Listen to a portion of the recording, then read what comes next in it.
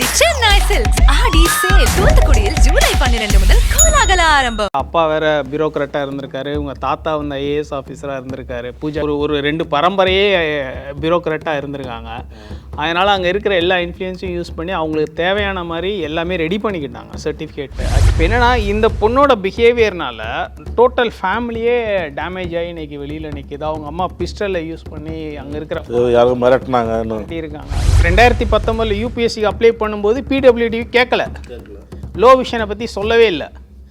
அங்கே பிரச்சனை வந்து அது கிடைக்கல. அடுத்து ஸ்போர்ட்ஸ் அத்தாரிட்டி ஆஃப் இந்தியாவில் அதே மெயின்ஸ் ஸ்கோரை வச்சு இன்டர்வியூ கால் லெட்டரை வச்சு அப்ளை பண்ணும்போது பிடபிள்யூபிடி 1ன்னு போட்டு வாங்கி அங்கே அசிஸ்டன்ட் டைரக்டர் போஸ்ட் வாங்கிட்டாங்க. கண் பார்வை ரொம்ப குறைவாக இருக்குனாக்கா அந்த ஆப்டிக்கல் நர்வ்ஸ் பிரெயினோட கனெக்ஷன் இருக்கும்.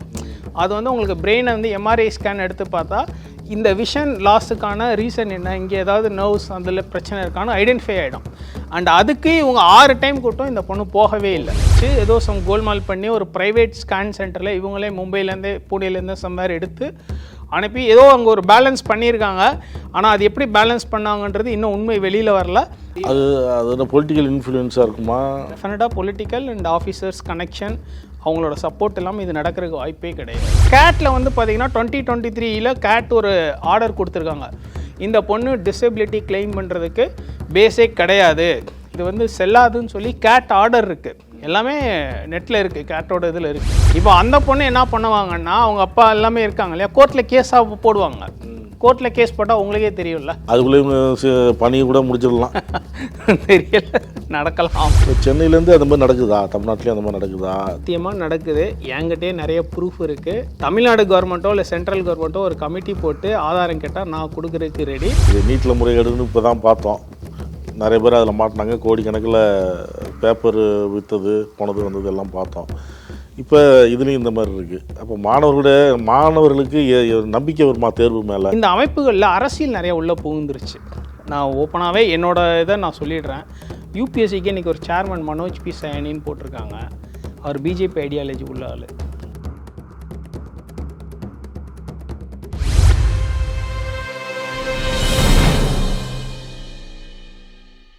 நக்கீரன் நேயர்களுக்கு வணக்கம். ஐஏஎஸ் ஐபிஎஸ் அதிகாரிகள் போலி சான்றிதழ் கொடுத்து பணிக்கு சேர்ந்ததாக இப்போ வந்து ஒரு வாரமாக பெரிய பரபரப்பாக பேசப்படுகிறது. இது நாடு முழுவதும் பெரிய அதிர்ச்சியை ஏற்படுத்தியிருக்கிறது. இது குறித்து நம்மிடம் கருத்துக்களை பகிர்ந்து கொள்ள இணைந்திருக்கிறார் ராஜா சார், கிராக்கிங் ஐஏஎஸ் அகாடமியின் முருகராஜா அவர்கள். வணக்கம் சார். பூஜா கேட்கர்ங்கிற அந்த பெண் பயிற்சி ஐஏஎஸ் அதிகாரி ஒரு இதில் போய் அங்கே ஒரு ஆட்சியர் அலுவலகத்தில் உட்காரும் பொழுதே எனக்கு வந்து தனி அறை வேண்டும், எனக்குன்னு உதவியாளர் வேண்டும், எனக்குன்னு சில கார் வேணும், அதிகாரம் வேணும், லைட்டு வேணும், இந்த மாதிரிலாம் சில அதிகாரம் பண்ணாங்க. அது இன்னும் அவங்க வந்து பயிற்சியில் தான் இருக்கிறாங்க. அதுக்குள்ளே இப்படி கேட்குறாங்களே, அந்த ஆஃபீஸில் இருக்கிற அந்த மாவட்ட ஆட்சியர் அலுவலகத்தில் இருக்கிறவங்க எல்லாருமே அதிர்ச்சி அடைகிறாங்க. அதோட அவங்க இன்னொரு ஸ்டெப்பு மேலே போய் என்ன பண்ணிட்டாங்க, இன்னொரு அடிஷ்னல் கலெக்டர் உட்கார ரூமில் நேம் போர்டெல்லாம் தூக்கிட்டு இவங்க நேம் போர்டை மாற்றி எல்லாத்தையும் மாற்றி வச்சு இவங்க இது மாற்றி யாரோட பர்மிஷனும் இல்லாமல் அந்த அடிஷ்னல் கலெக்டர் லீவில் இருந்திருக்காரு. அந்த லீவில் இருந்த நாளில் போயிட்டு அவரோட ரூமை இவங்களுக்கு எல்லாம் ஆல்ட்ரு பண்ணி யாரோட பெர்மிஷன் அப்ரூவல் எதுவுமே இல்லை, இவங்களே எல்லாம் பண்ணிக்கிட்டாங்க. அது இன்னும் என்ன உச்சகட்டம், அதிகாரத்தினுடைய திமிரோட உச்சகட்டம் அது. இதுதான் இப்போ பரபரப்பாக பேசப்படுது. நாம் ஏற்கனவே பேசியிருக்கோம். நீங்கள் வந்து என்ன சொல்லுவீங்க, ஏற்கனவே சென்னை மட்டும் இல்லை பல்வேறு மாநிலங்களில் டெல்லி உட்பட ஐஏஎஸ் ஐபிஎஸ்ன்னு இப்போ கனவுல வர மாணவர்களை வந்து ஏமாத்துறாங்க, அகாடமி வச்சு ஏமாத்துறாங்க, அவங்களுடைய வாழ்க்கை வீணாக போகுது, அவங்களுடைய வாழ்வாதாரமே போகிற அளவுக்கு இவங்க ஏமாத்துறாங்க, பணம் சம்பாதிக்கிறாங்க அப்படின்னு சொல்லிட்டு இருந்தீங்க. இப்போ இதெல்லாம் இப்படி ஏமாத்துறாங்கன்னு தெரிஞ்சுதான் டைரெக்டாக நம்ம போலீஸ் சர்டிஃபிகேட் வாங்கிட்டு நேராக அங்கே போயிடலான்னு போயிடறாங்களோ? தெரியல, மேபி அப்படி இருக்கலாம்னு நினைக்கிறேன். கொஞ்சம் காமிக்கல் சென்ஸில் தான் சொல்கிறேன். அப்படி கூட இருக்கலாம் தான் தோணுது.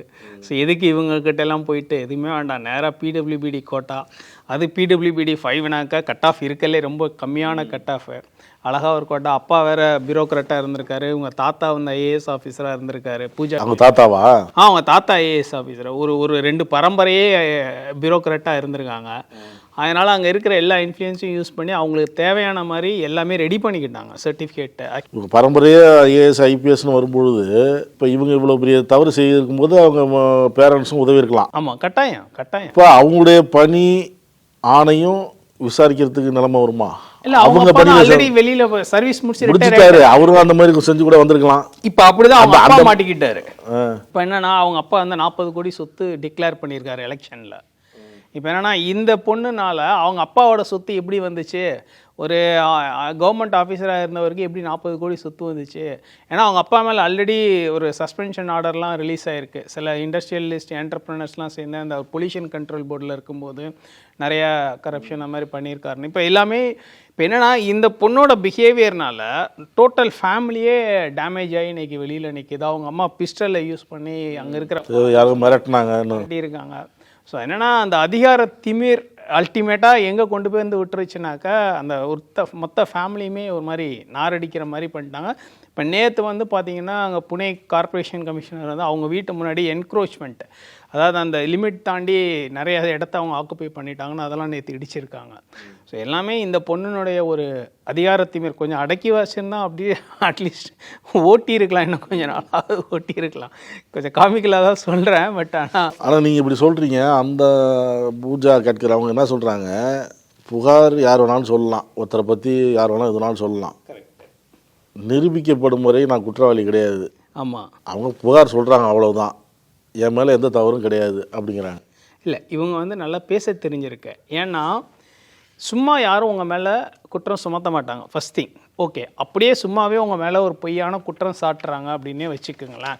இன்ஃபேக்ட் அந்த லேடி வந்து அந்த கலெக்டர் மேலே ஹராஸ்மெண்ட் கேஸ் வேறு போட்டிருக்காங்க. ஆமாம், அது ஒரு ஆமாம். இவங்களோட அந்த கேஸ் ஹிஸ்ட்ரி எல்லாமே நெட்டில் ஃப்ரீ ஆக்சஸாகவே எல்லா கவர்மெண்ட் வெப்சைட்லேயுமே ஆக்சசிபிள் டாக்குமெண்ட்டாகவே இருக்குது.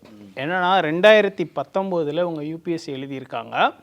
அதில் வந்து உங்களுக்கு ஐஆர்எஸ் கிடைக்கிறதுக்கான வாய்ப்பு வந்திருக்கு. ஆனால் அப்போவே யூபிஎஸ்சி என்ன பண்ணியிருக்காங்க, இல்லைம்மா உன்னோட ஓபிசி சர்டிஃபிகேட்டில் சில டவுட்ஸ் இருக்குது, இதெல்லாம் நீ கிளாரிஃபை பண்ணுமா அப்படின்னு சொல்லி கேட்டிருக்காங்க. ஆனால் அப்போ வந்து இவங்களால் அதுக்கான ப்ராப்பர் எக்ஸ்ப்ளனேஷன் கொடுக்க முடியலை.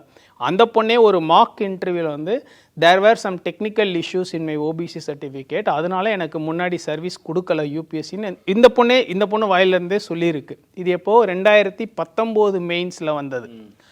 அப்புறம் என்ன இருக்குன்னா 2020 வந்துட்டு ஸ்போர்ட்ஸ் அத்தாரிட்டி ஆஃப் இந்தியா இருக்காங்க இல்லையா, அவங்க என்ன பண்ணியிருக்காங்க, இந்த மாதிரி யூபிஎஸ்சி மெயின்ஸ் கிளியர் பண்ணி இன்டர்வியூ வரைக்கும் போன கேண்டிடேட்ஸுக்கு அசிஸ்டன்ட் டைரக்டர் போஸ்ட் வேக்கன்சி இருக்குது, யாரெல்லாம் யூபிஎஸ்சி மெயின்ஸ் கிளியர் பண்ணி இன்டர்வியூ போனீங்களோ நீங்கள்லாம் அப்ளை பண்ணலான்னு சொல்லி அவங்க ஒரு நோட்டிஃபிகேஷன் கொடுத்துருக்காங்க. யாரும் ஸ்போர்ட்ஸ் அத்தாரிட்டி. இவங்க ஃபஸ்ட்டு யூபிஎஸ்சியில் ஓபிசியில் டெக்னிக்கல் இஷ்யூஸ் இருக்குது, சர்டிஃபிகேட் தப்புன்னு சொல்லி சர்வீஸ் வரல. இப்போ என்ன பண்ணிட்டாங்க, திருப்பி ஸ்போர்ட்ஸ் அத்தாரிட்டி ஆஃப் இந்தியாவில் அந்த மெயின்ஸ் ஸ்கோர் கார்டையும் அந்த இன்டர்வியூ காலையும் வச்சுக்கிட்டு பிடபிள்யூபிடி எக்ஸ்ட்ரா எடுத்துக்கிட்டாங்க. பிடபிள்யூபிடினா ஃபிசிக்கலி டிசேபிள்டு 1 கேட்டகரியில் அந்த லோ விஷன், எனக்கு கண் பார்வை ரொம்ப குறைவு அப்படின்ற மாதிரி ஒரு சர்டிஃபிகேட் வாங்கி ஸ்போர்ட்ஸ் அத்தாரிட்டி ஆஃப் இந்தியாவில் அசிஸ்டன்ட் டைரக்டர் போஸ்ட்டு வாங்கிட்டாங்க. ஃபஸ்ட்டு 2019 யூபிஎஸ்சிக்கு அப்ளை பண்ணும்போது பிடபிள்யூடி கேட்கல, லோ விஷனை பற்றி சொல்லவே இல்லை. அங்கே பிரச்சனை வந்து அது கிடைக்கல. அடுத்து ஸ்போர்ட்ஸ் அத்தாரிட்டி ஆஃப் இந்தியாவில் அதே மெயின்ஸ் ஸ்கோரை வச்சு இன்டர்வியூ கால் லெட்டரை வச்சு அப்ளை பண்ணும்போது பிடபிள்யூபிடி 1ன்னு போட்டு வாங்கி அங்கே அசிஸ்டன்ட் டைரக்டர் போஸ்ட் வாங்கிட்டாங்க. அதுக்கப்புறம் என்ன பண்ணியிருக்காங்க, திருப்பி அடுத்த அட்டெம்ப்ட் யூபிஎஸ்சி கொடுக்கும்போது முன்னாடி பிடபிள்யூபிடி 1 இல்லை வந்துருச்சு, இப்போ பிடபிள்யூபிடி 1ங்கிறத 5ஆக மாற்றிக்கிட்டாங்க. 5னா என்னென்னா மல்டிபிள் டிசபிலிட்டிஸ், எனக்கு வந்து நிறைய உடம்புல கோளாறு இருக்குது, நிறைய ஊனங்கள் இருக்குது, கண் பார்வை தெரியலை, நான் கொஞ்சம் மென்டல்லி இல்லை இருக்கேன் அப்படின்னு நிறைய மற்ற காம்பினேஷன் ஆஃப் சர்டிஃபிகேட்லாம் வச்சு பிடபிள்யூபிடி 5 வாங்கிட்டாங்க. நீங்கள் யோசிச்சு பாருங்கள், 2019 ஒன்றுமே இல்லை, ஒன்றுமே கிடையாது. 2020 1 ஆட் ஆகுது, பிடபிள்யூபிடி 1 ஆட் ஆகுது. 2022-23 மொத்தமாக எல்லாமே டிசபிலிட்டி, மல்டிபிள் டிசபிலிட்டி, நிறைய உபாதைகள் இருக்குது. அவங்க அப்பா என்ன பண்ணுறாரு, ஏங்க என் பொண்ணுக்கு எவ்வளோ பிரச்சனை இருக்குன்னு உங்களுக்கு தெரியுமா, உடம்புல என்ன இருக்குன்னு என் பொண்ணுக்கு தாங்க தெரியும்னு இப்போ ரீசெண்டாக ஒரு பேட்டியில் சொல்லியிருக்காரு. நிரூபிப்போங்கிறாரு, சட்ட ரீதியாக. பட் இந்த டிசபிலிட்டியில் ஜென்ரலாக என்ன பிரச்சனைனா சார், இது வந்து ஒரு மாதிரி சப்ஜெக்டிவ் அசஸ்மெண்ட்டு தான். இப்போ இது வந்து டாக்டர் பேனல் தான் வந்து கரெக்டாக சொல்ல முடியும். பட் ஆல்ரெடி டாக்டர் கொடுத்த சர்டிஃபிகேட்லேயே 7% தான் லோக்கோமோட்டர் டிசபிலிட்டி அப்படின்னு சொல்லி கொடுத்துருக்காங்க. பட் அந்த 7%மே நாட் எலிஜிபிள் ஃபார் பிடபிள்யூபிடி. பட் அதுக்கப்புறம் இவங்க விஷுவல் கொஞ்சம் ஆட் ஆன் பண்ணிக்கிட்டாங்க. அந்த விஷுவலுக்குமே டிஓபிடியில் 6 டைம் டெல்லி எய்ம்ஸ்க்கு கூப்பிட்ருக்காங்க. பிரெயின் ஸ்கேன் எடுக்கணும். ஜென்ரலாக என்ன, கண் பார்வை ரொம்ப குறைவாக இருக்குனாக்கா அந்த ஆப்டிக்கல் நர்வ்ஸ் பிரெயினோட கனெக்ஷன் இருக்கும். அது வந்து உங்களுக்கு பிரெயினை வந்து எம்ஆர்ஐ ஸ்கேன் எடுத்து பார்த்தா இந்த விஷன் லாஸுக்கான ரீசன் என்ன, இங்கே ஏதாவது நர்வ்ஸ் அதில் பிரச்சனை இருக்கான்னு ஐடென்டிஃபை ஆகிடும். அண்ட் அதுக்கு இவங்க 6 டைம் கூட்டம் இந்த பொண்ணு போகலை. அதுக்கப்புறம் ஏதோ அவங்களுக்கு தெரிஞ்ச அந்த ஆஃபீஸர்ஸ் சர்க்கிள் கான்டாக்ட்லாம் வச்சு ஏதோ கோல்மால் பண்ணி ஒரு ப்ரைவேட் ஸ்கேன் சென்டரில் இவங்களே மும்பையிலேருந்து புனேலேருந்து சம்வேர் எடுத்து அனுப்பி ஏதோ அங்கே ஒரு பேலன்ஸ் பண்ணியிருக்காங்க. ஆனால் அது எப்படி பேலன்ஸ் பண்ணாங்கன்றது இன்னும் உண்மை வெளியில் வரல. பட் அது டெஃபினட்டாக ஒரு சில அதிகாரிகளோட உதவியோடு தான் அது நடந்திருக்கு. ஸோ அப்படி தான் அவங்க அந்த இது வாங்கியிருக்காங்க. ஆனால் யூபிஎஸ்சியும் டிஓபிடியும் முடிஞ்ச அளவுக்கு இந்த பொண்ணை ஸ்க்ரூ பண்ணியிருக்காங்க. ஆனால் அதுக்கப்புறமும் இந்த பொண்ணு அவங்க கண்ணுலேயும் ஏதோ மிளகாப்பொடி தூவி உள்ளே போயிட்டாங்க. அதான் எப்படின்னு தெரியும். அது பொலிட்டிக்கல் இன்ஃப்ளூயன்ஸாக இருக்குமா? டெஃபினட்டாக பொலிட்டிக்கல் அண்ட் ஆஃபீஸர்ஸ் கனெக்ஷன் அவங்களோட சப்போர்ட் இல்லாமல் இது நடக்கிறதுக்கு வாய்ப்பே கிடையாது. ஏன்னா இந்த பொண்ணை வந்து இவ்வளோ பிரச்சனைக்கு அப்புறம் உள்ளே இழுக்கணும் அப்படின்னா, ஏன்னா கேட்டில் வந்து பார்த்தீங்கன்னா 2023 கேட் ஒரு ஆர்டர் கொடுத்துருக்காங்க. இந்த பொண்ணு டிசபிலிட்டி கிளைம் பண்ணுறதுக்கு பேஸே கிடையாது, இந்த பொண்ணோட அந்த கேஸே வந்து நாங்கள் இது பண்ணுறோம், ஸ்குவாஷ் பண்ணுறோம், இது வந்து செல்லாதுன்னு சொல்லி கேட் ஆர்டர் இருக்குது. எல்லாமே நெட்டில் இருக்குது, கேட்டோட இதில் இருக்குது. அப்படி இருந்தும் எப்படி மேனேஜ் பண்ணி ஃபஸ்ட்டு ட்ரைனிங்குள்ளே எப்படி பெர்மிட் பண்ணாங்கன்றதே இங்கே ஒரு பெரிய டவுட் இருக்குது. பட் டெஃபினட்டாக யாரோ ஒரு சில ஆஃபீஸர்ஸோட சப்போர்ட் இருக்குது, இல்லாமல்லாம் கிடையவே கிடையாது. ஆஃபீஸர் சப்போர்ட்டோடு தான் உள்ளே போகிறாங்க. அப்பா அந்த நிலைமையில் இருந்ததுனால அதை பயன்படுத்தி உள்ளே போயிருக்கிறாங்க. இல்லாட்டி முடியாது சார். கவர்மெண்ட் பேசிக்கலி என்னென்னா டாக்குமெண்டேஷன் தான். இங்கே கவர்மெண்ட்டுங்கிறதே டாக்குமெண்டேஷன் தான். நீங்கள் ஃபஸ்ட்டு ஒன்ஸ் அந்த பேசிக்காக சில டாக்குமெண்டேஷனை முடிச்சு உள்ளே போயிட்டிங்கன்னா திருப்பி வெளியில் வர்றது ரொம்ப கஷ்டம், வெளியே அனுப்புறது கஷ்டம். அதனால தான் ஜென்ரலாக நாங்களே சொல்லுவோம், அந்த யூபிஎஸ்சி சிவில் சர்வீசஸ் மூலமாக போகிறப்ப ஜாப் செக்யூரிட்டி ஜாஸ்தி. உங்களை அவ்வளோ சீக்கிரம்லாம் வெளியில் தூக்க முடியாது. இப்போவுமே பாருங்கள், இந்த பொண்ணு கேஸில் அவ்வளோ சீக்கிரம் முடிக்கிறதுக்கு வாய்ப்புகள் ரொம்ப கம்மி. அப்படியே இழுத்து தான் ஓட்ட போகிறாங்க. இல்லை, இப்போ அந்த இதுலேருந்து தூக்கிட்டதா சொல்கிறாங்க. என்ன தூக்கியிருக்காங்கன்னா, அந்த புனேயில் இருக்கிற ட்ரைனிங்லேருந்து நீ அகாடமிக்கு வந்துருமான்னு தான் சொல்லியிருக்காங்க. புனேல அந்த அந்த போஸ்ட் அட்டாச்மெண்ட் கொடுத்துருந்தாங்களே புனேல, அந்த அட்டாச்மெண்ட்லேருந்து வாபஸ் வாங்கிட்டு நீ அகாடமிக்கு வந்துருமா, லபாஸ்னாக்கு வந்துருமா அப்படின்னு தான் சொல்லியிருக்காங்க. இப்போ அந்த பொண்ணு என்ன பண்ணுவாங்கன்னா, அவங்க அப்பா எல்லாமே இருக்காங்க இல்லையா, கோர்ட்டில் கேஸாக போடுவாங்க. கோர்ட்டில் கேஸ் போட்டால் உங்களுக்கே தெரியும்ல, எப்போ முடியும் தெரியாது, எப்படி வேணால் இழுக்கலாம். அது கோர்ட்டில் கேஸ் போட்டால் எப்படி வேணால் இழுக்கலாம். அது 5 வருஷம் ஆகலாம், 2 வருஷம் ஆகலாம், 10 வருஷம், அதெல்லாம் நிறைய கேஸஸ். அதுக்குள்ளே பணி கூட முடிச்சிடலாம். தெரியல, நடக்கலாம் உங்களுக்கு. இவங்களுக்கு அந்த டிராகிங் டெக்னிக் தெரியும். இவங்க இப்போ அப்படி தான் ப்ளே பண்ணுவாங்க பாருங்களேன். இந்த பூஜா கேட்கர் விஷயத்தில் அவங்க அப்பாவிட்ட கேட்கும்போது, என் மகள் எந்த தவறும் செய்யவில்லை, இது தொடர்பாக ஒரு விசாரணை குழு அமைச்சிருக்கிறாங்க, அந்த விசாரணை குழுவில் சட்டப்படி நாங்கள் நிரூபிப்போம், எந்த தவறும் இல்லை. அந்த பொண்ணே எவ்வளோ இது கெத்தாக பேசுது. என்னை வந்து குற்றவாளி நிரூபிக்கப்படாத வரைக்கும் நீங்கள் யாரும் மீடியா ட்ரையல் பண்ணாதீங்கன்னா அந்த பொண்ணு ரொம்ப கான்ஃபிடென்ட்டாக பேசுகிறாங்களே. சரி, இந்த பொண்ணு விவகாரம் வந்ததுக்கப்புறம் இன்னும் பல விஷயங்கள் ஆகுது. இதே போல் இன்னும் பல நிறைய பேர் வருது. கரெக்ட். அதுவும் குறிப்பாக இந்த மாற்றுத்திறனாளிகள் இடஒதுக்கீடை பயன்படுத்தி உள்ளே வராங்க. இப்போ இந்த அபிஷேக் சிங் சொல்கிறீங்களா, அவர் என்ன சொல்கிறாரு, நான் வந்து இடஒதுக்கீடை வச்சு வந்தேன்னு சொல்கிறாங்க, நான் கடுமையாக படித்து வந்தேன், நான் இடஒதுக்கீட்டுக்கு ஆதரவாக இருக்கிறதுனால இடஒதுக்கீடை எதிர்க்கிறவங்க இது போன்ற வீண் பழியை சுமத்துறாங்க. அப்படி இல்லை. அவர் வந்து என்னென்னா, அகெயின் அவருமே வந்து ஃபிசிக்கல் டிசபிலிட்டி ப்ரொடியூஸ் பண்ணி தான் உள்ளே வந்திருக்காரு. இப்போ எல்லோரும் எங்கே அவரை பிடிச்சாங்க அப்படின்னு கேட்டிங்கன்னா, எனக்கு ஃபிசிக்கல் டிசபிலிட்டி இருக்குது, லோகோமோஷன் டிசபிலிட்டி இருக்குன்னா நீங்கள் கிளைம் பண்ணி தான் உள்ளே வந்தீங்க. ஆனால் பார்த்தா அவர் இப்போ ஆக்டராக மாறிட்டார், நடிகராக மாறிட்டார், நல்லா டான்ஸ் ஆடுறாரு, ஜிம்மில் பயங்கரமாக கை கால்லாம் ஆட்டி ஒர்க் அவுட்லாம் பயங்கரமாக பண்ணுறாரு. இல்லை, அவர் இப்போ என்னென்னா சர்வீஸ் விட்டு வெளில வந்துட்டார். அவர் 10 வருஷம் அந்த வேணுங்கிறதெல்லாம் அனுபவித்து முடிச்சுட்டு இப்போ வெளியில் வந்துட்டார். இப்போ அவரோட கேஸ் எப்படி எந்த டைரெக்ஷனில் போகும் அப்படிங்கிறது தெரியலை. பட் அவரை பற்றி இன்னும் நிறைய டாக்குமெண்ட்ஸ் நமக்கு ஆக்சஸ் ஆகலை.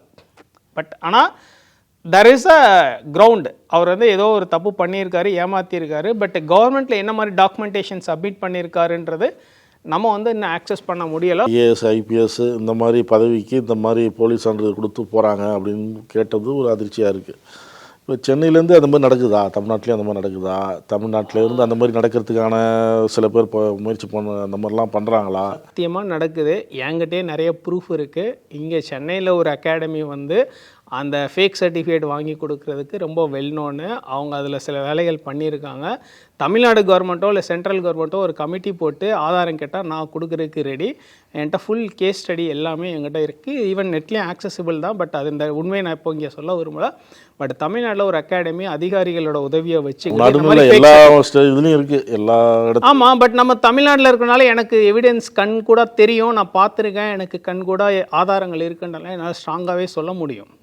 பேசிக்காக இந்த டிசபிலிட்டி இல்லை இந்த கம்யூனிட்டி சர்டிஃபிகேட்லாம் என்ன பிரச்சனை, இந்த நான் கிரீமிலலாம் என்ன பிரச்சனை அப்படின்னு கேட்டிங்கன்னா, அந்த டாக்குமெண்டேஷன் ஒர்க் தான். இப்போ டிசபிலிட்டிலேருந்தும் அந்த டாக்டர் அந்த மெடிக்கல் பேனலில் இருக்கிறவங்க 40% அப்படின்னு போட்டு கொடுக்குறது தான்.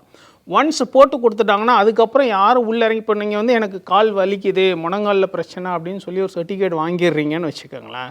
அதுக்கப்புறம் ஒன்ஸ் வந்து உங்களை பேண்ட்டை தூக்கு, காலை காட்டு, முழங்காலை காட்டுலாம் யாரும் கேட்க போகிறதில்ல. பேசிக்காக இது வந்து ஒரு டாக்குமெண்டேஷன் சர்டிஃபிகேட் தான். ப்ளஸ் விஷனுமே என்னென்னா கொஞ்ச நாள் கண்ணாடி போட்டு ஏமாற்றிக்கலாம். இதில் என்ன ஈஸியாக தப்பிக்கிறதுக்கான வழிகள் நிறையா இருக்குது. ஆனால் இது மாதிரி ஓபிசியில் இந்த எஸ்சி எஸ்டிலையுமே சில பேர் அந்த மாதிரி என்ன சொல்கிறது ஃபேக்காக வாங்கிடுறாங்க. எப்படின்னா இந்த நான் கிரீமின்றதை வாங்குறதுக்காக அவங்களுக்கான அந்த இன்கம்க்கான சோர்ஸு மற்ற விஷயங்களை ஹைட் பண்ணி டேட்டா கொடுக்குறது. பேசிக்காக உங்களுக்கு ஒரு தாசில்தார் ஆஃபீஸில் போனீங்கன்னா அவங்க என்ன பண்ணுவாங்கன்னா, நீங்கள் கொடுக்குற டாக்குமெண்ட்ஸ் நீங்கள் சப்மிட் பண்ணுற ப்ரூஃபை வச்சு தான் அவங்க உங்களுக்கு சர்டிஃபிகேட் கொடுப்பாங்க. சில நேரம் அவங்களால ஃபுல்லாக வெரிஃபை பண்ண முடியாமையும் போயிடலாம். அது ஒரு காரணம் இருக்குது. இன்னொரு மாதிரி எப்படி அப்படின்னு கேட்டிங்கனாக்கா, இந்த கம்யூனிட்டி சர்டிஃபிகேட் இப்போ ஆக்சுவலாக தமிழ்நாட்டில் அப்படி தான் ஒரு கேஸ் இருக்குது. அந்த கேஸோட ஃபுல் ஹிஸ்ட்ரி எனக்கு தெரியும். ஒரு கேண்டிடேட் எஸ்சியே கிடையாது, ஆனால் எஸ்சின்னு வாங்கி அப்ளை பண்ணி யூபிஎஸ்சியில் ரேங்க் வாங்கிட்டாங்க. அதுக்கப்புறம் யூபிஎஸ்சி வந்து நீங்கள் எஸ்சின்றதுக்கு சில இதெல்லாம் query ரைஸ் பண்ணாங்க. திருப்பி அவங்களால அதுக்கு கவுண்டர் ரிப்ளை கொடுக்கும்போது முடியலை. அப்புறம் இங்கே இருக்கிற சில ஆஃபீஸர்ஸ், அதாவது ஒரு அகாடமியோட யூஸோட ஃபேக்காக ஒரு சர்டிஃபிகேட் வாங்கி யூபிஎஸ்சிக்கு அனுப்பிச்சாங்க. பட் யூபிஎஸ்சி திருப்பியும் அதை ரிஜெக்ட் பண்ணிட்டாங்க. ஆனால் இங்கே என்ன பிரச்சனை அப்படின்னு கேட்டிங்கன்னா, இந்த மாதிரி நிறைய பேர் பண்ணுறாங்க. ஒரு சிலர் தான் டக்குன்னு மாட்டிக்கிறாங்க. இன்னும் மாட்டிக்காமல் நிறைய பேர் உள்ளே இருக்கிறாங்க. அது டெஃபினட்டாக ட்ரூ. எனக்கே நிறைய தெரிஞ்சு நிறைய விஷயங்கள் இருக்குது. பட் ஆனால் இது ஓப்பனாக என்னால் டிஸ்க்ளோஸ் பண்ண மாட்டிக்காத அளவுக்கு டாக்குமெண்ட்ஸ் பண்ணியிருக்காங்க. மாட்டிக்காத அளவுக்கு சார். பேசிக்காக டாக்குமெண்ட் ஒன்ஸ் கவர்மெண்ட் ஆஃபீஸில் உள்ளே போயிடுச்சுன்னா தப்பிச்சிடலாம் சார். இப்போ இந்த பொண்ணே என்னென்னா இந்த மாதிரி அராஜகம் பண்ணாமல் ஓட்டி இருந்தால் இன்னும் ஒரு 20 வருஷம் கூட ஓட்டியிருக்கலாமே. இப்போ அந்த மாதிரி அராஜகம் பண்ணும்போது தானே எல்லோரும் நோண்டுறாங்க. என்னம்மா நீ யாரும் என்னம்மா இவ்வளோ திமிரா பேசுகிற, இவ்வளோ அராஜகம் பண்ணுறான்னு எல்லோரும் கொஞ்சம் நோண்டும் போது தான் அப்படியே எல்லா மற்ற உண்மைகள்லாம் வெளியில் வருது. இதே இந்த பொண்ணு கொஞ்சம் அடக்கி வாசிச்சு அமைதியாக அப்படியே போயிட்டு அப்படியே பொத்துனாப்புல ஆடிகாரில் வச்சுருக்காம. ஆடிகார் அது ஒரு கம்பெனியோட நேமில் ரிஜிஸ்டரான ஒரு ஆடிகார். அந்த கம்பெனி வந்து இவங்க அம்மா பேர்லேயும் இந்த பொண்ணும் அதில் டைரக்டராக இருந்திருக்கு. தி மூவிரெட்டா கம்பெனி ஏதோ ஒரு கம்பெனி. அதான் இவங்க அராஜகம் இந்த மாதிரிலாம் திமிராக நடந்துக்கிட்டதுனால தான் மாட்டிக்கிட்டாங்க. இப்போது நீங்கள் யோசிச்சு பாருங்கள், இதெல்லாம் நடக்கவே இல்லை. அந்த பொண்ணு அப்படியே பதுமையாக அப்படியே போயிட்டு உட்காந்த மாதிரி எந்திரிச்சுன்னா ஏற்கனவே தெரிஞ்சிருக்காது இல்லையா. பட் ஆனால் அங்கே புனேல வந்து ஒரு இதே போல் ஆடாமல் அதிகாரத்தை இந்த மாதிரி கொஞ்சம் மிஸ்யூஸ் பண்ணாமல் டெஃபினட்டாக இருக்காங்க. போலித்தனமாக உள்ளே போய் எல்லாம் அமைதியாக இருக்காங்க. டெஃபினட்டாக இருக்காங்க, நிறைய பேர் இருக்காங்க. அதுக்கு இன்னும் நிறைய வேலை இருக்குது. அதை டிக் பண்ண வேண்டிய வேலைகள் கவர்மெண்ட் சைட்லேருந்து பண்ணணும். இங்கே என்னென்னா அந்த வெரிஃபிகேஷன் நிறைய பிரச்சனை சார். பேசிக்காக ஒரு சர்டிஃபிகேட் வெரிஃபிகேஷன் ஒரு கவர்மெண்ட் ஆஃபீஸ்லனா ஒரு கிளரிக்கல் ஸ்டாஃப் தான் பண்ணுறாங்க. இப்போ நீங்கள் யூபிஎஸ்சிலே போனீங்கன்னா ஃப்ரண்ட்டில் வந்து ஒரு கிளரிக்கல் ஸ்டாஃப் தான் உட்காந்துருப்பாங்க. பேசிக்காக அவங்க ID proof, Aadhaar card, voter, community சர்டிஃபிகேட்லாம் அவங்க தான் பார்ப்பாங்க. அவங்க பார்க்குறதுமே கொஞ்சம் ஓவர் சைட் எரர் நிறையா வந்துடும். இறங்கி நோண்டி பார்க்க பண்ணி ஃபிசிக்கல் டிசபிலிட்டி 40% இல்லை 50% ஒரு பர்சன்ட் போட பார்ப்பாங்க. Okay doctor seal, okay Gangaram hospital, doctor Mohit Bhattacharya அப்படின்னு ஒரு சீலில் போட்டுருவாங்க. ஆனால் அதுக்குள்ளே இறங்கிங்க வா உனக்கு 40% யார் கேட்குறது? இப்போ நான் கிருமி நான் கொடுத்துருக்கேன்னா நீங்கள் நான் கிருமியான யார் இங்கே கிராஸ் செக்கிங்கான இந்த இதே ரொம்ப இல்லை. பேசிக்காக இந்த வெரிஃபிகேஷன் ப்ராசஸில் கவர்மெண்ட் சிஸ்டம்லேயே நிறைய ஒரு குறைகள் இருக்குது. அதை வந்து டெஃபினட்டாக அட்ரஸ் பண்ணி ஆகணும். அதில் தான் இவங்க தப்பாக ஈஸியாக யூஸ் பண்ணிக்கிறாங்க. உண்மையிலுமே அந்த குறைபாடுகள் உள்ளவங்க அந்த சர்டிஃபிகேட்டை வாங்கி படித்து உண்மையிலுமே நேர்மையாக உள்ளே போனவங்களும் இருக்காங்க. அதுவும் இருக்காங்க. பட் என்னென்னா நிறைய பேர் மிஸ்யூஸ் பண்ணவங்க நிறைய பேர் இருக்காங்க. சரியாக அது அந்த பயன் போய் கிடைக்க வேண்டிய நபர்களுக்கு கிடைக்காம போயிருச்சு. இப்போ இவங்க இந்த மாதிரி பண்ணுறதுனால இந்த மாதிரி ஆட்கள் சார் இப்போ இந்த பொண்ணு வந்த பிறகு கிட்டத்தட்ட எனக்கு தெரிஞ்ச ஒரு 17-18 நேம் வந்து நெட்லேயே எல்லாரும் இன்ஃபர்மேஷன் எடுத்து போட்டாங்க. ஒரு 18 நேம். இவங்கெல்லாம் எப்படி வந்தாங்க, இவங்கெல்லாம் இந்த பிரச்சனைகள் இருக்குது, எப்படி இதை கிளைம் பண்ணாங்க, ஒருத்தர் இடபிள்யூஎஸ் எப்படி கிளைம் பண்ணார், அவரோட ஃபேமிலி இன்கம் இப்படி இருக்குது, ஒருத்தர் ஓபிசி நான் கிரிமி எப்படி கிளைம் பண்ணார், எல்லா லிஸ்ட்டும் இன்றைக்கி நெட்டில் வந்துருச்சு. இன்றைக்கி என்னென்னா அந்த ஆக்சஸ் டு இன்ஃபர்மேஷன் ரொம்ப ஓப்பனாக இருக்கிறதுனால நிறைய இப்போ ஆல்ரெடி ஒரு 17-18 லிஸ்ட்டு வந்துருச்சு. லிஸ்ட்டில் வராததும் இன்னும் இருக்குது உள்ளுக்குள்ளே. உண்மையிலேயே அந்த டிசபிலிட்டிக்கு தகுதியான ஆட்கள், அதாவது டிசபிலிட்டி உள்ள ஆட்களே பார்த்திங்கன்னா இப்போ ரீசெண்ட் டைம்ஸில் பிரஞ்சல் பட்டேல், அப்புறம் சூரஜ் திவாரி மணிப்பூரியிலேருந்து, அப்புறம் இப்போ இங்கே கேரளா பிஎஸ் அகிலான்னு ஒரு ஐஏஎஸ் ஆஃபீஸர் நிறைய இருக்காங்க. அதாவது உண்மையிலே அவங்க டிசர்விங், அவங்களுக்கு வந்து தகுதி உடையவங்க, அந்த அந்த அந்த பயனை அனுபவிக்கிறதுக்கு தகுதியுடைய ஆட்கள். இந்த மாதிரி இப்போ ரீசெண்டில் நிறைய பேர் இருக்காங்க. அந்த மாதிரியும் இருக்காங்க, இல்லைன்னா சொல்ல. பட் ஏமாத்தினவங்களும் நிறையா இருக்காங்க. ஆல்மோஸ்ட் ஒரு 50 இந்த மாதிரி ஏமாத்துறதுனால உண்மையிலுமே அந்த தகுதி உடையவங்க கிடைக்காம போயிடுது. இப்போ 40 இடம் தான் இந்த இடத்துக்கு அப்படின்னா 20 இடம் ஒருத்தர் தான் இந்த இடத்துக்கு போஸ்டிங் இருக்குது அப்படிங்கும்போது இவங்க போலித்தனமாக அங்கே போயிடுறதுனால இவங்களால போக முடியல. Correct sir. பேசிக்காக இந்த ரிசர்வேஷன் சிஸ்டம் பொதுவாகவே என்னென்னா அந்த உண்மையிலேயே கஷ்டப்படுறாங்க, உண்மையிலேயே என்ன சொல்ல வறுமை நிலையில் இருக்கிறவங்க, அந்த மாதிரி ஆட்களுக்கு கிடைக்கணும், அவங்கெல்லாம் மேலே முன்னேறி வரணும் அப்படிங்கிற ஒரு நோக்கத்தில் தான் இந்த ரிசர்வேஷனே கொண்டு வந்தாங்க.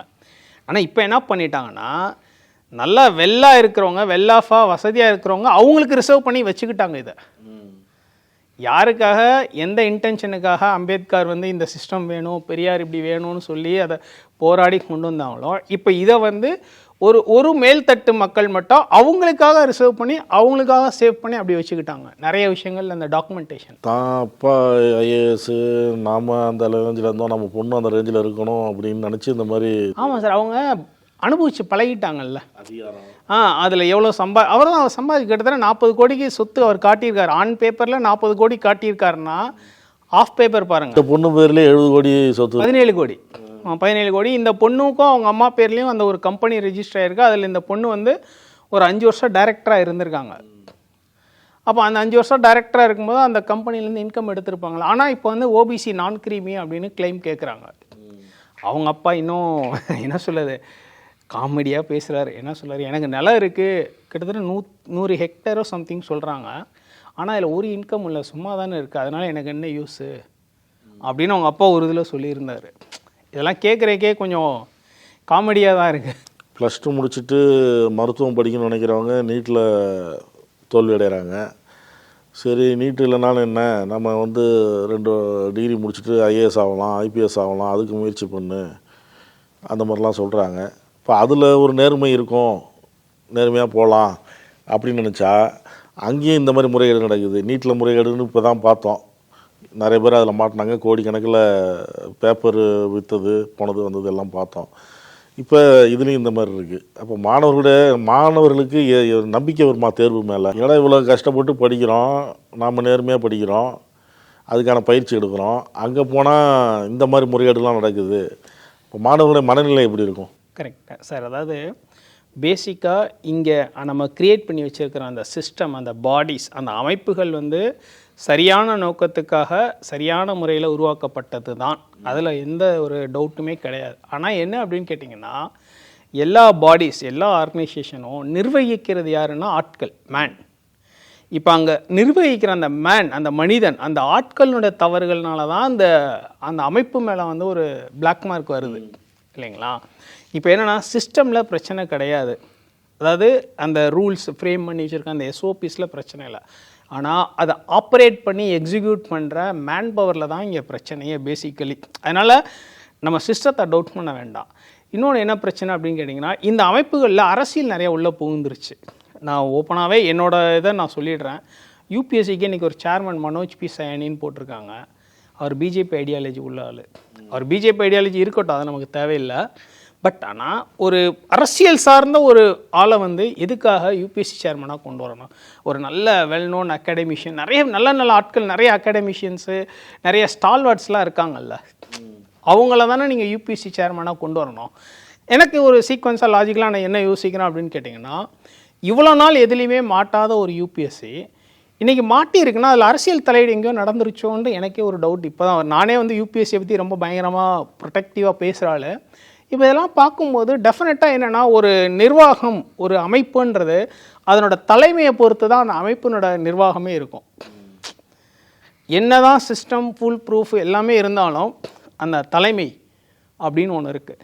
இப்போது ரீசெண்டில் என்னோட ஒரு பார்வையில் என்னென்னா, இந்த மாதிரி முக்கியமான அமைப்புகளில் அரசியல் சார்ந்த நபர்கள் நிறைய உள்ளே வர்றாங்க. அது வந்து டெஃபினட்டாக அட்ரஸ் பண்ணப்பட வேண்டிய விஷயம். ஸோ அந்த அமைப்பில் அந்த அந்த நிறுவனத்தை உருவாக்கின நோக்கத்தில் எதுவும் தப்பு கிடையாது. பட் அதில் நிர்வாகத்தில் உட்காந்துருக்க ஆட்கள்னால தான் இந்த மாதிரி பிரச்சனைகள். ஸோ இதில் என்னென்னா, மாணவர்கள் என்னென்னா இதை பார்த்து ஒன்றும் பயப்பட வேண்டாம். இது மாதிரி ஒரு சில கேஸ் இருக்குது, இல்லைன்னு சொல்லலை. பட் மெஜாரிட்டி மெரிட்டில் போகிறவங்க போய்கிட்டு தான் இருக்காங்க. ஒரு 100 சீட்டு இருக்குன்னா ஒரு 5% 10% தான் இந்த மாதிரி இருக்கும். மீதி ஒரு 90-95% நீட்டாக தான் போயிட்டுருக்கு. அண்ட் இதில் என்னென்னா, இந்த டிசபிலிட்டி சர்டிஃபிகேட் இல்லை இந்த கம்யூனிட்டி லைக் நான் கிரிமி அந்த மாதிரி இடத்துல ஒரு சிலர் தான். பட் ஆனால் பின்னாடி மாட்டிக்கிறாங்க. இது மாதிரி நிறைய கேஸ் யூபிஎஸ்சி பிடிச்சி சர்வீஸ் போயிட்டு கலெக்டர் அனுப்புறெல்லாம் தூக்கியிருக்காங்க. ஒரு 5-6 வருஷம் கழிச்செல்லாம் தூக்கியிருக்காங்க. இது வந்து நடந்திருக்கு டெஃபினட்டாக. ஸோ அதனால் பயப்பட வேணாம். நீங்கள் உங்களோட எஃபர்ட்ஸ், படிக்கிறது, உங்களோட முயற்சி எதையுமே மாணவர்கள் விட வேண்டாம். பட் ஆனால் அரசாங்கம் என்ன பண்ணணும்னா, இன்னும் கொஞ்சம் இன்டாக்டாக, இன்னும் கொஞ்சம் சர்வேலன்ஸ் மெஷர்ஸ், இந்த மாதிரி எக்ஸாமினிங் வெரிஃபிகேஷன் ப்ராசஸ் எல்லாம் இன்னும் கொஞ்சம் ஸ்ட்ரெங்தன் பண்ணணும், இன்னும் கொஞ்சம் ஸ்ட்ரிக்டாக பண்ணணும். அண்ட் எந்த இந்த மாதிரியான நிர்வாகம் எதுலேயுமே அரசியல் சார்ந்த நபர்கள், எந்த கோட்பாடு, காங்கிரஸ், பிஜேபி யாராக இருந்தாலும் சரி, உள்ளே வராமல் இருக்கிறது தான் நல்லது. ஏன்னா எனக்கு இப்போ ரீசெண்டாக அதெல்லாம் நடக்கும்போது பார்த்தா அந்த ஒரு எலமெண்ட் ஆஃப் டவுட் இருக்குது. இல்லை அரசியல் தலையீடு, ஆளுங்கட்சியோட தலையீடு இருக்குன்னு சொல்கிறீங்க. ஆளுங்கட்சி தலையீடு இருக்குமான்னு தெரியல. அந்த நிர்வாகத்தில் இருக்கிறவங்க ஆளுங்கட்சிக்கு ஃபேராக இருக்கிற ஆட்களாக தான் இருக்காங்க. இப்போ எதிர்கட்சிகள் கையில் எடுத்துதா இல்லையா? அது வந்து ராகுல் காந்தி தான் பேசணும், நான் பேச முடியாது. நான் எதிர்கட்சியில் இல்லை, எதிர்கட்சியில் இருக்க ராகுல் காந்தி தான் பேசி ஆகணும், கட்டாயம் பேசி ஆகணும். ஏன்னா யூபிஎஸ்சி சேர்மனுக்கு எவ்வளோ பெரிய ஸ்டால்வார்ட்ஸ்லாம் இருக்காங்க சார். நீங்கள் மனோஜ் பி சயானி அவரோட பேக்ட்ராப்லாம் எடுத்து பார்த்தீங்கன்னா உங்களுக்கே அந்த கொஸ்டின் ரைஸ் ஆகும். நீங்கள் யூபிஎஸ்சி சேர்மன் தலைமையவே நீங்கள் குற்றச்சாட்டு சொல்கிறீங்க. என்ன ஆதாரம்? அதுக்கு ஏதாவது ஆதாரம் இருக்கா? நீங்கள் கீழே இருக்கிறவங்க தவறு செய்யலாம். இப்போ நீங்கள் தான் சொல்கிறீங்க, எந்த ஒரு அமைப்பும் எல்லாமே ஆர்கனைசேஷன் எதாக இருந்தாலும் சரியாக தான் அமைக்கப்பட்டிருக்கு. அதில் ஒரு சிலர் செய்கிற தவறு அந்த துறையவே பாதிக்குது, கேள்விக்குறியாக்குது அப்படின்னு. சரி, இப்போது நார்மலாக இப்போ எம்எல்ஏஸ், மினிஸ்டர்ஸ், எம்பிஸ் பதவியேற்பு விழா அப்படின்னு ஒன்று நடக்கும். என்ன பண்ணுவாங்க பதவியேற்பு விழா? இப்போ கவர்னர் ஆஃபீஸ் போவாங்க, உறுதிமொழி ஓத்து எடுப்பாங்க. அது மாதிரி சென்ட்ரலில் இருக்கிறவங்க பிரசிடென்ட்டு ஓத்து எடுப்பாங்க. இதுதானே ஒரு ப்ரொசீஜர், இதுதானே ஒரு ப்ராசஸ். உறுதிமொழி எடுக்காமல் ஒரு அமைச்சர் வந்து அமைச்சராக இருக்க முடியுமா? நீங்கள் சொல்லுங்கள். முடியாது. அமைச்சரை மாற்றினாவே அவர் போய் ஒரு உறுதிமொழி ஓத்து எடுத்துட்டு தானே வரணும். இப்போ இருக்கிற இந்த UPSC chairman Manoj P Soni April 5, 2022 chairman ஆகுறாரு. ஏப்ரல் 5, 2022 யூபிஎஸ்சி சேர்மன் ஆகுறாரு. மே மாதம் 2023 தான் ஓத்து எடுக்கிறாரு. ஏன் அந்த ஒரு வருஷம் கேப் எதனால? அப்போது தலைமையில் உட்கார்ற உங்களுக்கே அந்த ரெஸ்பான்சிபிலிட்டியை, உறுதிமொழிலாம் ஏற்றதுக்கு அப்புறம் தானே இவர் அந்த சீட்டெல்லாம் உட்கார்ற மாதிரி இருக்கும். கரெக்ட். அதுதான் சம்பளம் வாங்கினாலும் எதாக இருந்தாலும் அதுக்கப்புறம் ப்ரொசீஜர்லாம். ஆமாம், இவர் வந்து என்னன்னா அந்த போஸ்ட் எடுத்துக்கிட்டாரு. அக்கார்டிங் டு ஆர்டிகல் 316A அந்த கான்ஸ்டிடியூஷன் ப்ரொவிஷன் அந்த இது பிரகாரம் பதவி ஏற்று விட்டார். ஏன்னா அது பிஐபி வெப்சைட்டில், ஈவன் எக்கனாமிக் டைம்ஸ் நிறைய நியூஸ் இதுலேயே போட்டிருக்காங்க. ஏப்ரல் 5, 2022 அன்னைக்கு சேர்மன் ஆகுறாரு. அன்னையிலேருந்து சேர்மனாக அங்கே எல்லா டியூட்டிஸும் பெர்ஃபார்ம் பண்ணிட்டு இருக்காரு. ஆனால் ஓத்து எடுக்கிறது எப்போ? மே 2023, கிட்டத்தட்ட ஒரு வருஷம் கழிச்சு. அப்போ தலைமை பொறுப்புல இருக்கிற உங்களுக்கு அவ்வளோ ஒரு லெத்தார்ஜி என்ன? அப்போ உங்களுக்கு என்னன்னா, ஓகே அரசியல் ரீதியாக நமக்கு எல்லாமே இருக்கு, தெரியும், நம்ம இஷ்டத்துக்கு பண்ணிக்கலாம் அப்படிங்கிற ஒரு லெத்தார்ஜி தானே. அப்போது நீங்கள் தலைமை இப்படி இருக்கீங்கன்னா உங்களுக்கு கீழே இருக்கிறவங்க எவ்வளோ லெத்தார்ஜிக்காக மாறிடுவாங்க. எல்லாமே எல்லா நிர்வாகம், எல்லா நிறுவனத்துலையுமே அந்த தலைமையை பொறுத்து தான் கீழே இருக்கிறவங்க வேலை பார்க்குறது, இல்லை கீழே இருக்கவங்ககிட்ட வேலை வாங்குறதுமே, இல்லைங்களா? நான் ஆக்சுவலாக இதெல்லாம் பேச வேண்டாம் தான் யோசித்தேன். பட் என்னென்னா இப்போ நடக்கிற விஷயங்கள்லாம் பார்க்கும்போது இல்லை, ஒரு தலைமை சரியாக இல்லை. அப்படிங்கிறதான் என்னோட குற்றச்சாட்டு இல்லைங்களா. நான் பேசுகிற தப்புன்னா நீங்கள் சொல்லுங்கள், நான் ஏதாவது தப்பாக சொல்கிறேன்னா எப்படி ஓத்து வந்து 1 வருஷம் கழிச்சு எடுக்கலாம்? அப்போ டெஃபினட்டாக அந்த ஆர்கனைசேஷன் மேலே நமக்கு ஒரு எலமெண்ட் ஆஃப் டவுட்டை கிரியேட் பண்ணதில்லை. ஒட்டுமொத்தமாக தலைமை சரியில்லைங்கிறீங்க சார். தலைமை சரியாக இருந்தால் எல்லாத்தையும் ஈஸியாக கண்ட்ரோல் பண்ணி கொண்டு வந்துடலாம் சார். தலைமை வந்து யூபிஎஸ்சி மாதிரி அமைப்பில் அரசியல் ரீதியான நபர்கள் எப்போவுமே உள்ளே இருக்கக்கூடாது. அது இவரெல்லாம் பக்கா பயங்கரமான அரசியல் அமைப்போட அரசியல் ரீதியாகவே இதான் நான் ஒரு பர்சனாலிட்டி. இது நான் சொல்லலை, நிறைய நியூஸ் மீடியாவே கிளைம் பண்ணியிருக்காங்க இல்லைங்களா. ஸோ அதுவும் ஒன் ஆஃப் த காரணம் இந்த மாதிரியான நிறைய விஷயங்கள் நடக்கிறதுக்கு அப்படிங்கிறது என்னோட ஒரு சந்தேகம். இப்போ எனக்கு எழுது, பூஜா கேட்கற விவகாரத்தில் நான் நீங்கள் சொல்கிற அந்த யூபிஎஸ்சி தலைவர் வந்ததுக்கு அப்புறம் தான் நடக்குதா? மனோஜ் சோனி வந்ததுக்கு அப்புறம் தான் இந்த இவங்க அப்பாயின்மெண்ட்டே வருது. ஆமாம்மா சார். அவர் மனோஜ் சோனி வந்து ஏப்ரல் 5, 2022 இருந்து யூபிஎஸ்சி சேர்மனாக இருக்கார். அதுக்கப்புறம் பிப்ரவரி 2023 கேட் ஒரு ஆர்டர் கொடுத்துருக்காங்க. இந்த அம்மாவோட அந்த டிசபிலிட்டி கிளைமே வந்து இல்லை, நல் அண்ட் வைடு ஸ்குவாஷ்டுன்னு சொல்லி கேட் ஆர்டரும் கொடுத்துருக்காங்க. அண்ட் இவங்களோட அந்த செலெக்ஷனுமே அந்த 2022-23 தான். இவரோட பீரியடில் தான் இது எல்லாமே நடந்திருக்கு. எனக்கு இன்னும் அந்த கிளாரிட்டி டவுட்டு அதிகமாக இருக்குதுன்னா, பிப்ரவரி 2023 கேட் ஒரு ஆர்டர் ரிலீஸ் பண்ண பிறகு யூபிஎஸ்சி என்ன பண்ணிட்டு இருந்தாங்க, டிஓபிடி என்ன பண்ணிட்டு இருந்தாங்க, அந்த கேட் ஆர்டரை ஏன் மதிக்கலை? எனக்கு அதுக்கான விளக்கம் டெஃபினட்டாக வேணும். ஸோ டெஃபினட்டாக இவரோட நிர்வாகத்தின் சில குறைகள் அப்படின்னும் எனக்கு ஒரு இது இருக்குது. நீங்கள் பல்வேறு குற்றச்சாட்டு சொல்கிறீங்க. அந்த பொண்ணு வந்து தவறு செய்திருக்குன்னு பல ஆதாரங்கள் இருக்குது, ஓப்பனாகவே பல இணையதளங்களில் போட்டிருக்கிறாங்க. இந்த பொண்ணு இந்த மாதிரி முறைகேடு செஞ்சதுக்கு அப்புறம் மேலும் 10 பேருக்கும் மேற்பட்டவர்கள் இந்த மாதிரி முறைகேட்டில் உள்ளே போனாங்க அப்படின்னு போட்டிருக்காங்கன்னு சொன்னீங்க. ஆனால் அந்த பொண்ணும் அவங்க அப்பாவும் உறுதியாக இருக்கிறாங்க எந்த தவறும் செய்யலை அப்படிங்கிறது. இறுதியாக இது எப்படி அடுத்தது போகும்? இது வந்து நீதித்துறையின் மேலே உள்ள நம்பிக்கை என்னென்னா, ஓகே நீதித்துறை வந்து இதை வெளிக்கொண்டு வந்துருவாங்க, நீதித்துறை இதுக்கு சரியான ஒரு தண்டனை கொடுப்பாங்க, அந்த நம்பிக்கை மட்டும்தான் சார். இங்கே வந்து அந்த பப்ளிக் ட்ரஸ்ட்டு மட்டும்தான் மிச்சம். அந்த நம்பிக்கை தான் எனக்கு, வேறு எதுவுமே கிடையாது. வேறு என்ன பண்ண முடியும் நம்ம சொல்லுங்கள். So public trust on judiciary அதுதான் அல்டிமேட் ஹோப். எனக்கு தெரிஞ்சு அது கைவிடாதுன்னு நினைக்கிறேன்.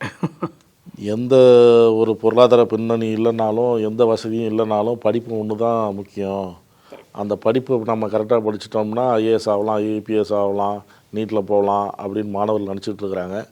அதில் வந்து முறைகேடு நடக்கிறது வந்து அவங்களுக்கு ஒரு அதிர்ச்சியாக இருக்குது. இருந்தாலும் நம்ம நேர்மையாக அதை படித்து விடாமுயற்சியாக பண்ணோம்னா முறைகேடு ஒரு பக்கம் இருந்தாலும் நாம் அதில் போய் ஜெயிக்கலாம் அப்படிங்கிறது ஒரு விஷயம் சொல்லியிருக்கீங்க. கருத்துக்களை பகிர்ந்து கொண்டதுக்கு நன்றி. தேங்க்யூ. நக்கீரன் டிவிக்கு சப்ஸ்கிரைப் செய்யுங்கள். உங்கள் ஆதரவே எங்கள் பலம்.